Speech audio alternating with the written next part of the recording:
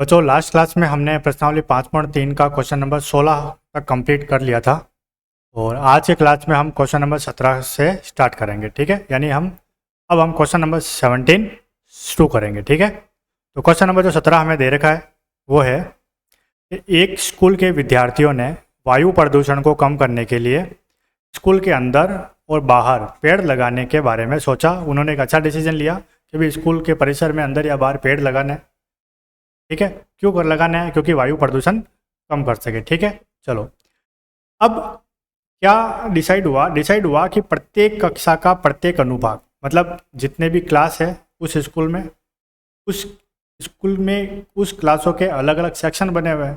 ठीक है, अब कितने सेक्शन है इसमें बात बोला कि प्रत्येक कक्षा का प्रत्येक अनुभाग अपनी कक्षा की संख्या के बराबर पेड़ लगाएगा। सपोज करो अगर पहली क्लास है, फर्स्ट क्लास है तो एक एक पेड़ लगाएगा। ठीक है, दूसरी क्लास है तो उस कक्षा की संख्या के बराबर दो दो पेड़ लगाएगी। तीसरी क्लास कक्षा की संख्या के बराबर तीन तीन पेड़ लगाएगी। चौथी क्लास कक्षा की संख्या के बराबर चार चार पेड़ लगाएगी। आई होप आपको समझ में आ चुका होगा। ठीक है, ठीक है, चलो अब हर क्लास में कितने सेक्शन है, प्रत्येक कक्षा में कितने सेक्शन है, जो कि नीचे दे रखा है कि प्रत्येक कक्षा में 3 अनुभाग है, मतलब प्रत्येक कक्षा में 3-3 सेक्शन है। कितने सेक्शन है?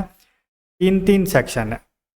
समझ में आ गया? तो अगर अपन पहली क्लास की बात करें यानी कक्षा 1 की बात करें तो कक्षा 1 का एक अनुभाग एक पेड़ लगाएगा, लेकिन अनुभाग कितने हैं कक्षा में? 3 अनुभाग है। तो हर अनुभाग अगर एक एक पेड़ लगाएगा तो पहली क्लास कुल कितने पेड़ लगाएगी?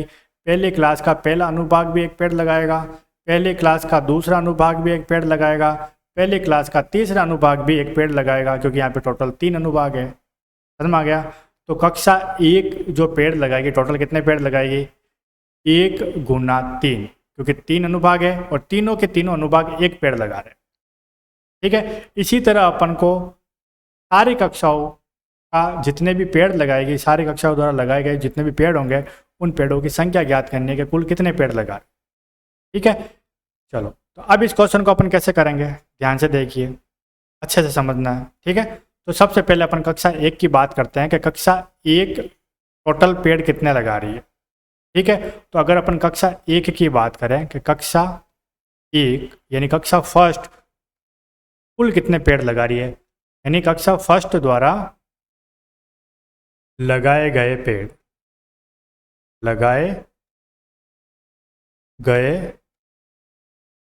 अगर अपन कक्षा 1 की बात करें, ठीक है, तो बच्चों अच्छे से समझना वापस।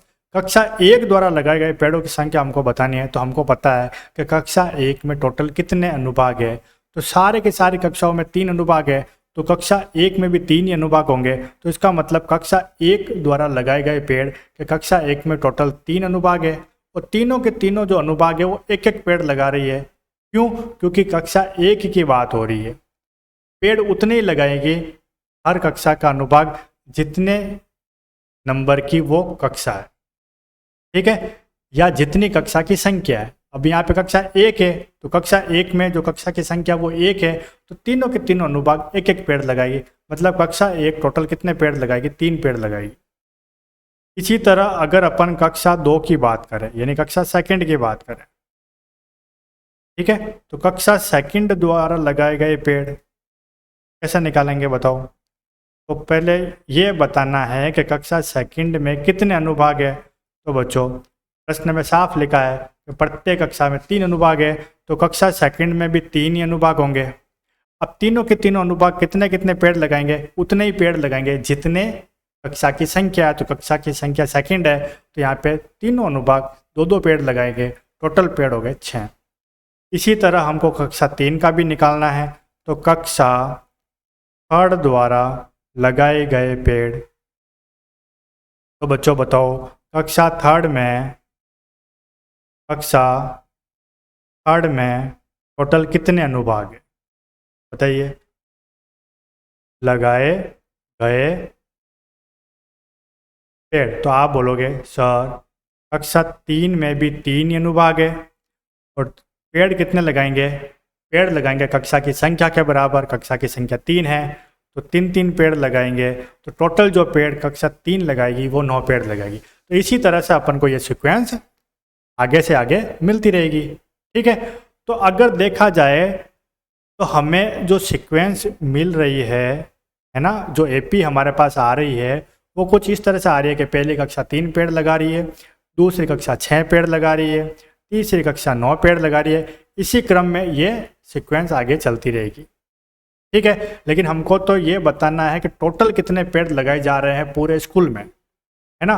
तो पूरी की पूरी स्कूल में, पूरे के पूरे विद्यालय में टोटल 12 कक्षा है।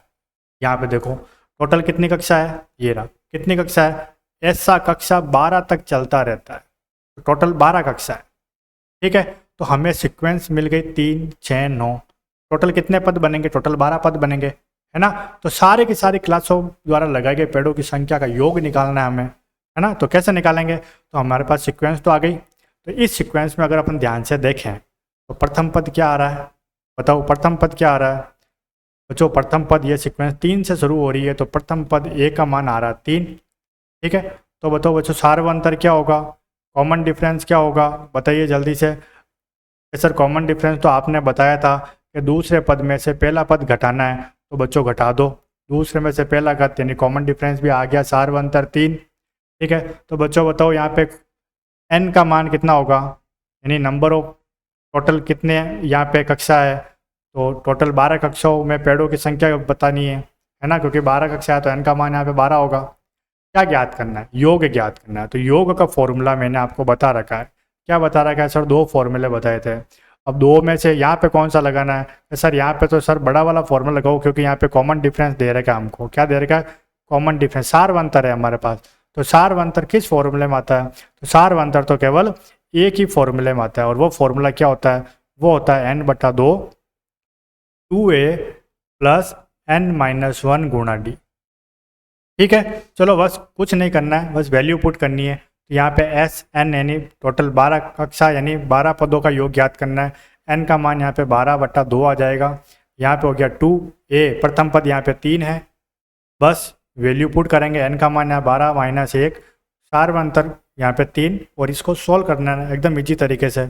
2 का भाग 12 में देंगे 6 बार जाएगा, इधर 3 को 2 से गुणा करेंगे फिर 6 हो जाएगा, इधर 12 में से 1 को घटाएंगे तो यहाँ पे 11 आ जाएगा, और 1 गुणा 3 कर देंगे। ठीक है, तो यहाँ पे हमारे पास आ जाएगा S12 बराबर 6। इधर क्या करेंगे, 6 + 11 में 3 से गुणा करेंगे तो ये 33 हो जाएगा। ठीक है, अब तो ये बिल्कुल आसान हो गया है। 6 गुना 33 में 6 को ऐड करेंगे तो यहाँ पे 39 आ जाएगा। इतना तो हम सबको आता है कि हम 6 को 39 से गुणा कर सकते हैं। 6 को 9 से गुणा करना है, 6 9 में 54 होता है, हासिल की 5 लगे तो 6 × 18, 18 में जब 5 को जोड़ेंगे तो आ जाएगा 23। तो बच्चों विद्यालय में टोटल 12 कक्षा थी, और 12 की 12 कक्षा द्वारा लगाए गए कुल पेड़ों की जो संख्या है वो हो गई 234। ठीक है बच्चों, तो यहाँ पे जो इस प्रश्न का जो आंसर है क्वेश्चन नंबर 17, इसका जो आंसर होगा वो होगा 234। ठीक है, चलो अब चलते हैं अपन नेक्स्ट क्वेश्चन नंबर 18 की तरफ। ठीक है, अच्छे से समझना बच्चों, 18 बहुत ही अच्छा क्वेश्चन है। ठीक है, क्वेश्चन पढ़ते हैं। क्वेश्चन में दे रखा है कि केंद्र ए से प्रारंभ करते हुए, यहाँ पे केंद्र पहले ए लिया, ये केंद्र ए है, बारी बारी से केंद्रों ए और बी को लेते हुए, मतलब हर बार केंद्र को चेंज करना है। एक बार केंद्र ए लेना है तो दूसरी बार वापस बी लेना है, फिर वापस केंद्र ए लेना है, फिर वापस केंद्र बी लेना है, ऐसे इस क्वेश्चन को करना है। ठीक है, त्रिज्या है, अब यहाँ पे त्रिज्या भी दे रखी है कि पहली बार जब ए केंद्र लेंगे तो त्रिज्या 0.5 होगी, जब दूसरी बार वापस केंद्र बी लेंगे तो त्रिज्या 1.0 होगी, जब तीसरी बार वापस केंद्र ए लेंगे तो त्रिज्या 1.5 होगी, चौथी बार वापस केंद्र बी लेंगे तो त्रिज्या 2.0 होगी। समझ में आ गया आपको? बिल्कुल बिल्कुल इसी तरह से मैं समझाना चाह रहा हूँ। ठीक है, ओके। अब इसने बता दिया कि बारी बारी से अपन को यहाँ पे केंद्र को चेंज करना है। जैसे बारी बारी से केंद्र को चेंज करेंगे, जो त्रिज्याएं है वो धीरे धीरे 0.5 सेंटीमीटर से बढ़ती रहेगी। ठीक है, पहली बार में त्रिज्या 0.5, दूसरी बार में 1.0, तीसरी बार में 1.5, चौथी बार में 2.0 सेंटीमीटर की त्रिज्या होगी। अब ये जो त्रिज्या है ये किसकी है? ये त्रिज्या है उत्तरोत्तर अर्धवर्तों को खींचकर, यानी हम जो अर्धवर्त बना रहे हैं, क्या बना रहे हैं, अर्धवर्त। जब पहली बार जब अपन केंद्र को ए मानेंगे तो ये जो अर्धवर्त बनेगा वो ये बनेगा, ध्यान से देखो, ये पहली बार ए को केंद्र मानेंगे तो अर्धवर्त ये बनेगा। जो L1 नजर आ रहा है ऊपर आपको, L1 ये वाला, ये जो अर्धवर्त बनेगा, तो इसमें केंद्र क्या था, ए था। ठीक है, अब दूसरे कलर से मैं शेड कर रहा हूं। जब दूसरी बार जब इसको जब अपन आगे बढ़ाएंगे, ठीक है, तो यहाँ पे अपन को जब त्रिज्या मानेंगे वो क्या होगी, 1 सेंटीमीटर होगी, और है ना, तो यहाँ पे ये दूसरा अर्धवर्त बनेगा, ये वाला। तो जब दूसरा अर्धवर्त बनेगा तो केंद्र क्या होगा इसमें, सर यहाँ पे तो केंद्र बी होगा। ठीक है, तो जब तीसरा अर्धवर्त बनाएंगे अपन, क्या करेंगे, अब तीसरा अर्धवर्त बनाएंगे, तो तीसरा अर्धवर्त बनाएंगे तो यहाँ पे क्या बनेगा, ये वाला अर्धवर्त बनेगा, L3 वाला। दूसरा तो L2 था, तीसरा बनेगा L3 वाला बनेगा, ये वाला अर्धवर्त बनेगा। तो बच्चों बताओ कि तीसरे वाले अर्धवर्त में केंद्र क्या होगा, कि सर तीसरे वाले में तो केंद्र वापस ए आ जाएगा। ठीक है, सही कह रहे हो आप सब, केंद्र ए आ जाएगा। तो जब चौथा अर्धवर्त बनाएंगे, चौथा वाला अर्धवर्त अपन बनाएंगे, ठीक है, तो आप बताओ इसमें कौन सा अर्धवर्त बनेगा, कि सर अब तो सामने दिख रहा है, इसमें जो अपन अर्धवर्त बनाएंगे वो ये वाला बनेगा, L4 वाला अर्धवर्त बनेगा ना, L4 वाला अर्धवर्त, है ना। तो सर इसमें तो जो केंद्र होगा वो तो केंद्र बी होगा, बिल्कुल होगा केंद्र, क्योंकि हर बार जो अर्धवर्त बन रहा है उसमें केंद्र बारी बारी से चेंज हो रहा है। सही है, ठीक है, यही तो इस क्वेश्चन में समझाना चाह रहा है। अब ये जो बन रहा है वो बन क्या रहा है, वो एक सर्पिल बन रहा है। क्या बन रहा है, एक सर्पिल बन रहा है। देखो आप देखो ना, एक सर्पिल बना दे, ये हाफ, फिर वापस ये हाफ, फिर वापस ये हाफ, इस तरह से सर्पिल बन रहा है कि प्रत्येक अर्धवर्त की त्रिज्या बढ़ रही है। ठीक है, अब ये जो सर्पिल बनेगा, है ना, अभी अपन ने कितने अर्धवर्त बनाए, 1 बनाया, 2 बनाया, 3 बनाया, 4 ही अर्धवर्त। इसी तरह से अर्धवर्त देखो आगे डॉट डॉट दे रखा है, इसी तरह से अर्धवर्त बढ़ते रहेंगे ये। ठीक है, अब टोटल कितने अर्धवर्त बनेंगे इस तरह से, जब इस तरह से अपन ये सर्पिल बनाते रहेंगे तो टोटल यहाँ पे 13 अर्धवर्त बनेंगे। टोटल कितने बनेंगे यहाँ पे, 13 अर्धवर्त बनेंगे। समझ में आया। हाँ, अब मेन प्रश्न है कि जो 13 अर्धवर्त बनेंगे, इन सब की जो टोटल जो लंबाई आएगी सर्पिल की, कुल लंबाई, यही तो हमको ज्ञात करनी है। क्या है, यही तो प्रश्न में पूछ रहा है, ये हमारा सवाल है। अब आपको यह प्रश्न बहुत अच्छी तरह से समझ में आया होगा। ठीक है, यानी हमको जो सर्पिल बनेंगे ना, 13 अर्धवर्तों की जो सर्पिल बनेगी, उस सर्पिल की कुल लंबाई हमको ज्ञात करनी है। आ गया बात समझ में, वेरी गुड। तो अब अपन शुरुआत में वापस आ जाओ, केंद्र ए पर आ जाओ और L1 पहले अर्धवर्त पर आ जाते हैं, पहले वाले अर्धवर्त पे, ये वाला अर्धवर्त। ठीक है, ये वाला अर्धवर्त मैं इसको शेडेड कर देता हूँ। मैंने इसको देखो इस तरह से ये शेड कर दिया। इस अर्धवर्त की अपन बात कर रहे हैं। ठीक है, तो पहले ये वाला अर्धवर्त निकालेंगे। तो बच्चों इस अर्धवर्त को निकालेंगे तो अपन L1 यहाँ पे दे रखा है ना डायग्राम में, L1, तो अपन यहाँ पे लिख सकते हैं कि L1 है ना, L1, अपने L1 निकालना है अपने को। पहले क्या निकालना है अपने को, यहाँ पे L1 निकालना है अपने को। ठीक है, L1 की लंबाई यहाँ पे लिख देते हैं, L1 की लंबाई लिख लेते हैं। जब L1 की लंबाई अपन को ज्ञात करनी है तो पहले बताओ ये L1 है क्या, L1 क्या है। L1 बोलोगे सर ये तो अर्धवर्त है। क्या है, अर्धवर्त। चलो मैं अगर आपसे पूछूं कि भी ये क्या है जो मैंने बनाया, तो आप बोलोगे सर ये तो वर्त है, वर्त है ना। मैं कहूँ कि भाई इस वर्त की मेरे को पूरी बाउंड्री की कुल लंबाई निकालनी है, तो मैं कौन सा फॉर्मूला लगाऊंगा, तो बोलोगे सर आप तो परिधि का सूत्र लगाओगे। वो परिधि का सूत्र होता है 2πr होता है। मैं बोलूँगा चलो अगर मैं ये अर्धवर्त को यहाँ से बीच में से काट देता हूँ, यहाँ से, यानी ये अर्धवर्त इस तरह से है। ठीक है, इसको बीच में से काट दिया अपन ने। मेरे को तो केवल इतना ही बनाना है। कितना बनाना है, मेरे को तो केवल ये यहाँ से लेके ये अर्धवर्त बनाना है। मेरे को तो केवल ये हाफ अर्धवर्त बनाना है, इतना ही अर्धवर्त बनाना है बस, पूरा गोल घुमाना ही नहीं है इसको तो। ठीक है, मेरे को तो इतना ही बनाना है, ये केंद्र है बस, यहाँ से लेके यहाँ तक आना है। तो आप क्या बोलोगे, सर एकदम इजी है कि आधा पूरा सर्कल था, पूरा वर्त था, तो पूरे वर्त की परिधि का सूत्र हमने 2πr लगाया। आप तो केवल आधा ही चक्कर काटने को बोल रहे हो, तो इसको क्या करेंगे, इसको 2 से भाग दे देंगे, तो फॉर्मूला क्या बन जाएगा, खैर सर इसका तो पाई आर बनेगा, क्या बनेगा, पाई आर। यही तो मैं समझाना चाह रहा हूँ कि यहाँ पे जो ये L1 की जो लंबाई अपन को निकालेंगे ना, अर्धवर्त की परिधि, इसकी लंबाई का मतलब इसकी परिधि निकालनी है, ठीक है। अब इसका जो फॉर्मूला लगेगा ना, वो क्या लगेगा, पाई आर लगेगा। यानी इसकी लंबाई निकालने के लिए जो फॉर्मूला हमको लगाना है वो पाई आर लगाना है, ठीक है। आगे आपको समझ में। अब बच्चों यहाँ पे प्रश्न में दे रहे क्या क्या, पाई का मान 22/7 है, तो अपन तो इसी से अलग कैसे जा सकते हैं, जैसा प्रश्न में कहा गया वैसा करना पड़ेगा। तो हम क्या करेंगे, यहाँ पे जो पाई है ना, यहाँ पे इस पाई का मान अपन 22/7 रख देंगे, रख दिया 22/। अब त्रिज्या क्या लेंगे, तो वो तो पहली बार जब L1 निकाल रहे हैं तो इसकी त्रिज्या क्या दे रखी है, 0.5। पहली बार अपन को 0.5 लेना है, तो यहाँ पे 0.5 लिख दिया। पॉइंट हटाएंगे नीचे, 10 लग जाएगा। 22 को जब 5 से गुणा करेंगे तो 110/7 को 10 से गुणा करेंगे 70, 0 से 0 कट हो जाएगा, तो यहाँ पे 11/7 आ जाएगा। क्या आ जाएगा, 11/7 सेंटीमीटर। बस ये जो लंबाई आई वो L1 की आई, किसकी आई, L1। इसी तरह हमको L2 की लंबाई निकालनी है बच्चों, किसकी लंबाई निकालनी है, L2 की। तो मैं यहाँ पे लिख रहा हूँ L2 की लंबाई, ठीक है। तो बच्चों आप तो समझदार हो, अब आपको तो समझ में आ चुका है कि किस तरह से लंबाई निकालनी है। अब L2 को भी तो देखो ना, L2 को भी तो देखो ना ध्यान से। मैं इसको रेड कलर से शेड कर देता हूँ, इस वाले को। केंद्र तो B होगा, इसका होगा ना B, है ना। तो केंद्र B होगा तो त्रिज्या क्या होगी, सर त्रिज्या तो अब इसकी 0.5 बढ़ जाएगी, यानी 1.0 होगी, ठीक है। अब इसकी लंबाई निकालना है L2 की, तो इसमें भी फॉर्मूला कौन सा लगेगा, परिधि का, अर्धवर्त की परिधि, यानी पाई आर ही लगाना अपन को, यही लगेगा ना। तो इसका फॉर्मूला भी अपन को क्या लगाना है, इसका फॉर्मूला अपन को लगाना है पाई आर। अब यहाँ पे आर कौन सी आएगी, ये वाली आएगी, तो अपन क्या करते हैं, ये आर हो गया, ठीक है।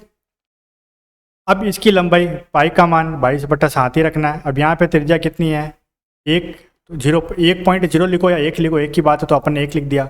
अब 1 को जो 22 से गुणा करेंगे तो ये 22 से कम 22 और बट्टा 7 आ जाएगा। तो ये आ गया दूसरे वाले अर्धवर्त की सर्पिल की लंबाई, यानी L2 की लंबाई आ गई।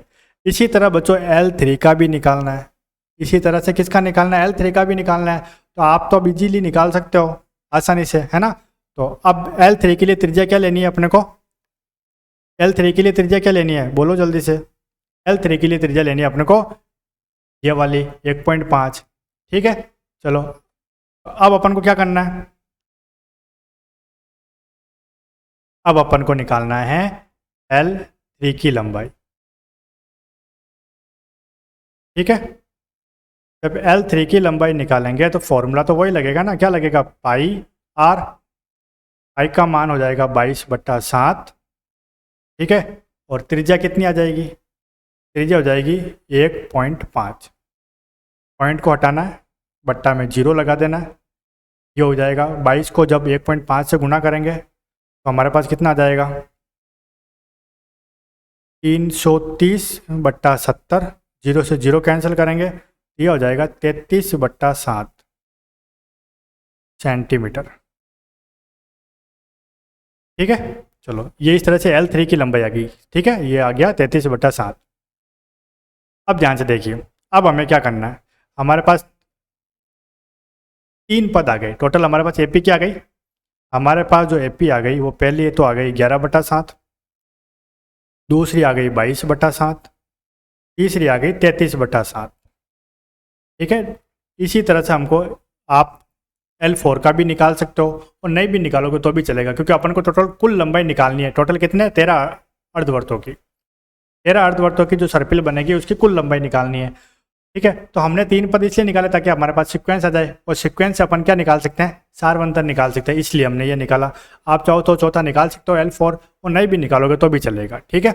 जब L4 का निकालोगे तो आपका जो आंसर आएगा वो क्या आएगा, 34/7। सीक्वेंस में अपन को पता चल रहा है ना, 34/7 आएगा, समझ में आ गया। चलो तो अब हमारे पास इस सीक्वेंस में क्या आ गया, हमको पता चल गया कि इस सीक्वेंस में जो प्रथम पद है A का मान वो 11/7 है, ठीक है। यहाँ पे सारवंतर जो आ रहा है, जैसे 22/7 में से 11/7 घटाना है, यानी दूसरे पद में से पहला पद, तो सारवंतर भी 11/7 ही आएगा। कितने अर्धवर्तों का सर्पिल अपन को इक्वल टोटल लंबाई ज्ञात करनी है। तो यहाँ पे टोटल दे रखा प्रश्न में 13 अर्धवर्तों की सर्पिल की लंबाई ज्ञात करनी है, तो n का मान 13 हो गया। अब क्या करना है, कुल लंबाई निकालनी है, तो कुल लंबाई के लिए सूत्र Sn बराबर कौन सा सूत्र लगेगा, Sn बराबर n/2 2a प्लस n-1 गुणा d। सिंपल है, फॉर्मूला लगा देंगे, बस यहाँ पे वैल्यू पुट कर देनी है। Sn मतलब कितने पदों का योग निकालना है, S 13। अब यहाँ पे n/2, तो n का मान यहाँ पे 13 है, तो यहाँ पे 13/2 लिखेंगे। फिर 2a, तो यहाँ पे 2a का मान 11/7 प्लस n का मान वापस हमारे पास 13 - 1, और सार्वंतर हो गया 11/7। ठीक है, सिंपल कैलकुलेशन है, इसको सॉल्व कर देना है। यहाँ पे 13/2 आ जाएगा, 2 को 11 से गुना करेंगे 22/7 प्लस इधर 13 में से 1 को लेस करेंगे तो ये हो गया 12 × 11/7। ठीक है, तो ये हो गया S 13 बराबर 13/2, इधर हो गया 22/7 प्लस, और इधर 12 को जब 11 से गुना करेंगे, 12 को 11 से गुना करेंगे तो ये हो जाएगा 132/7। ठीक है, तो पहले अपन को क्या करना है, सबसे पहले ये हो गया 13/2, और यहाँ पे जो ब्रैकेट के अंदर है 22/7 और 132/7 को जोड़ देना है। क्यों, क्योंकि बीच में प्लस का साइन है। अब दोनों का हर समान है तो इसको डायरेक्ट जोड़ सकते हैं, हर समान है तो हर वापस साथ ही रहेगा। 132 में जब 22 ऐड कर देंगे तो आ जाएगा 154, ये हो गया 154/7। ठीक है, अब क्या कर देना है, तो ये हो गया S 13 बराबर 13/2 वापस लिख देते हैं, और यहाँ पे जब 7 है और यहाँ पे 154 है तो 7 का भाग देना है 154 में, तो ये जाएगा बराबर 22 बार। ठीक है, यानी 154 में 7 का भाग कितनी बार गया, 22 बार गया। ये हो गया S 13 बराबर कितना हो गया 13 गुना, अब यहाँ पे जो 2 है तो 2 को कैंसिल कर देंगे 22 से, तो इसका भाग जाएगा 11 बार। तो S 13 बराबर 13 × 11, 11 को 13 से गुना करेंगे तो ये हो गया 1 4 3, तो इसका आंसर आ जाएगा 143। ठीक है, अब इसका आंसर किस में आएगा, इसका आंसर जो आएगा वो किस में आएगा, तो इसका आंसर बच्चों जो आएगा, अपन टोटल लेंथ फाइंड कर रहे हैं तो इसका आंसर आएगा सेंटीमीटर में। किस में आएगा, सेंटीमीटर में। तो यहाँ पे जो 13 अर्धवर्त के जो सर्पिल बनेंगे, 13 अर्धवर्त के जो सर्पिल बनेंगे, इस है ना ये वाले, तो इसकी टोटल जो लेंथ होगी, टोटल जो लेंथ होगी वो टोटल लेंथ कितनी आनी है, 143 सेंटीमीटर आनी है। ठीक है, तो बच्चों ये जो था हमारा क्वेश्चन नंबर 18 का आंसर हो गया क्वेश्चन नंबर का 143 सेंटीमीटर। ठीक है, आशा करता हूँ आपको इस क्वेश्चन, दोनों क्वेश्चन बहुत ही अच्छी तरह से समझ में आए होंगे। ठीक है, अब अगले जो क्वेश्चन है वो अब हम लाने वाले हैं नेक्स्ट क्लास में। ठीक है, ओके, थैंक यू।